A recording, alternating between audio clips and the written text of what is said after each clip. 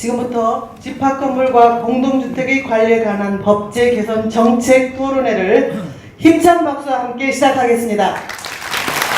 안녕하십니까. 토론회 사회를 맡은 집합건물진흥원 교육원장 안현자입니다. 인사드립니다. 네, 먼저 그러면 국민 의례가 있겠습니다.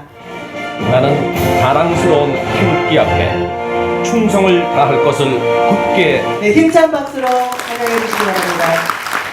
참석해 주셨습니다. 네, 감사합니다. 의원님 참석해 주셨습니다. 네, 감사합니다. 감사합니다. 네. 대표님 역시 토론자로 해주셨습니다. 네, 먼 길을 오셨습니다. 고맙습니다. 네, 지원 답변 감사합니다. 네, 고맙습니다. 네, 좋습니다. 고맙습니다.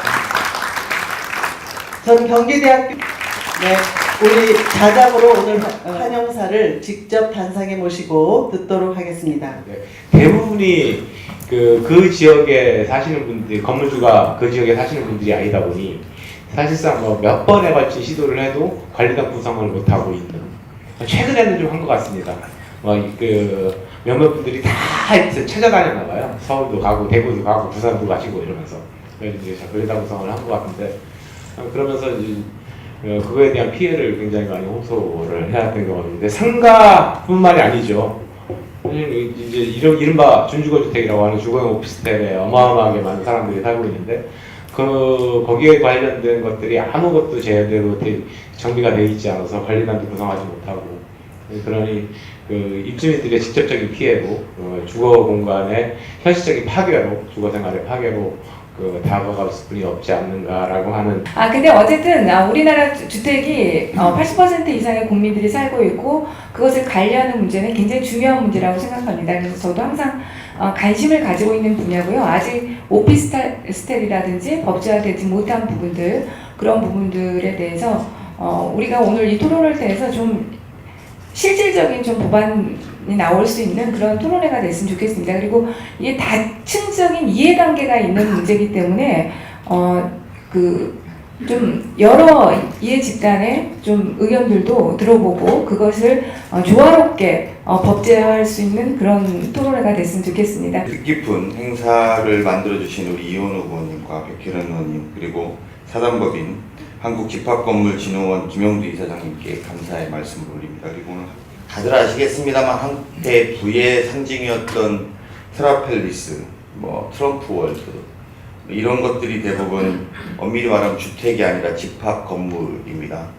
그런데 우리나라에서만 유독 이 문제가 발생되고 있다는 부분에 있어서 같이 국토교통위원을 하면서 이원우 의원이 굉장히 깊은 고민, 그리고 그 고민의 깊이를 알고 있었던 저로서는 오늘 이 행사를 같이 하게 되는 것이 단순하게 행사를 하자는 것의 취지가 아니라 이후에 꼭 법을 바꿔서 제도를 정비해서 살만한 여건으로, 주거권이 보장되는 여건으로 만들어보자는 취지라는 걸 잘 알고 있습니다.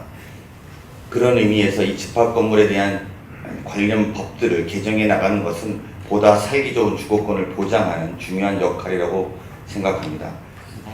오늘 자리가 있기까지 많은 분들이 도와주셨습니다. 오늘 이제 홍영석 사장님뿐만이 아니라 토론자분들도 그러시고요.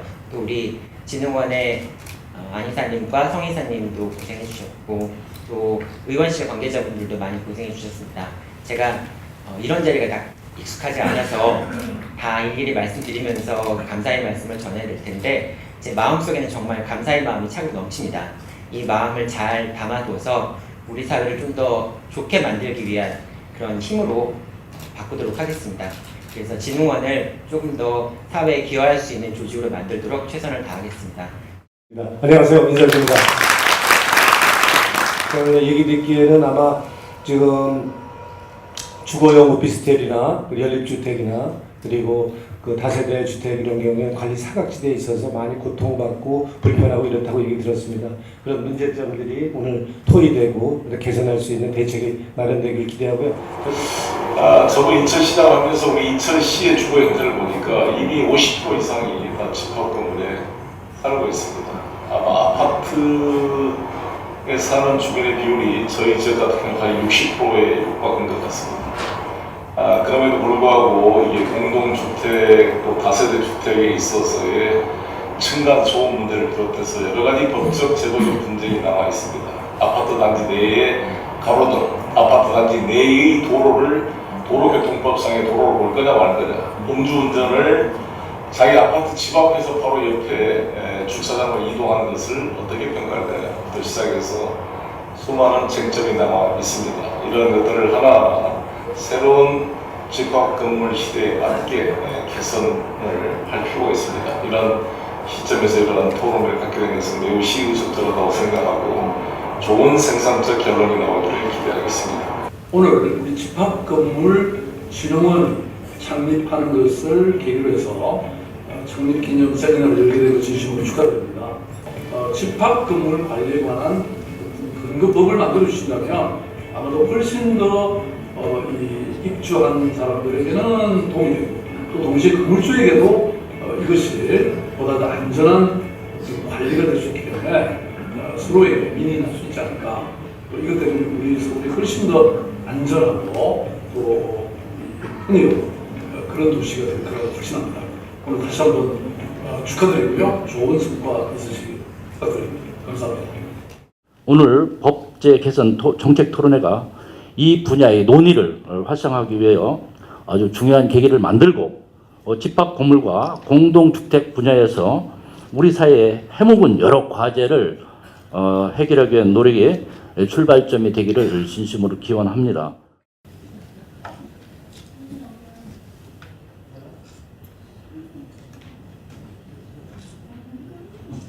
진흥원의 출발을 박수로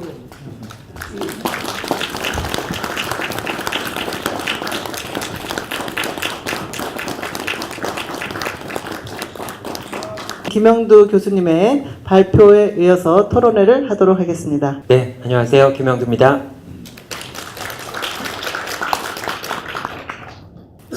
저희 진흥원의 설립 이념은 두 가지입니다. 하나는 사회에 대한 봉사와 그 다음에 집합건물 문화 창달입니다.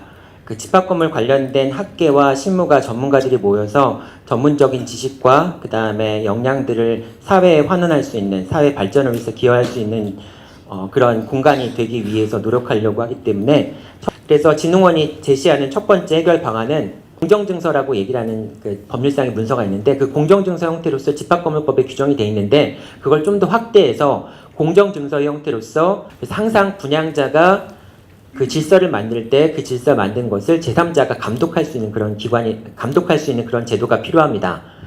그리고 일단은 공동주택에 관한 규정들이 그대로 적용될 수는 없고요. 그 공동주택관리법 속에 준주택에 관한 별도의 장을 만들어서 그 공동주택에 관련된 규정 중에 필요한 사항들을 수정을 해서 공동주택 오피스텔에 적용될 수 있도록 하는 게 바람직한 방법이라고 생각합니다. 이상 네 가지 방안에 대해서 말씀을 드렸는데요. 오늘 토론자분들한테 귀한 말씀 또 청취하도록 하겠고, 또 이 플로어에서 의견 주신 분들의 또 의견도 잘 청취해서 안을 잘 만들고, 또 우리 이현욱 의원님 계시지만은 또 백혜련 의원님과 강훈식 의원님하고도 같이 또 토론을 해서 더 좋은 법안을 만들어서 국회에 올릴 수 있도록 최선을 다하겠습니다. 네, 들어주셔서 감사합니다. 이제 토론자분 7분을 모시고 토론자 7분 앞으로 모시겠습니다. 자리에 착석해 주시고요.